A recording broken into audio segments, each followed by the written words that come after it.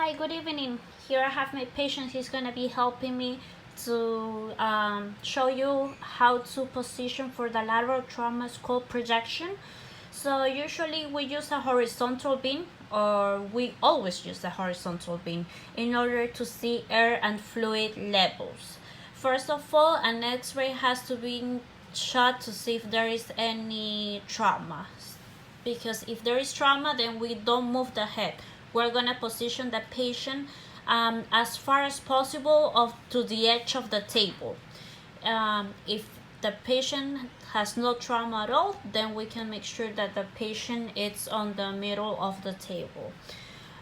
So pretending that this patient it's still on trauma and it is placed on the middle of the table, then we're gonna put the IR, which is this one, as close as possible to the skull. Okay, to give details on the IR, this is a 10 by 12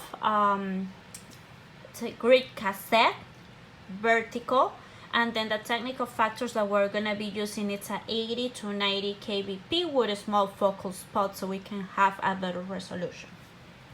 So for the positioning part, the lines that we follow is the IOML. That means the inferior orbital meatal line, which it could be this one, inferior meatal over here. We have to make sure that the interpupillar line is also perpendicular, so we don't have any rotation or tilt. Another important fact is that we cannot clip the occipital bone, so we're gonna make sure to have at least 1 inch below 1 inch above 1 inch below the occipital bone, and then the center ray is gonna be 2 inches above the external acoustic meatus. So if EAM is here, then 2 inches above will be like around here. We're gonna put the center ray over here.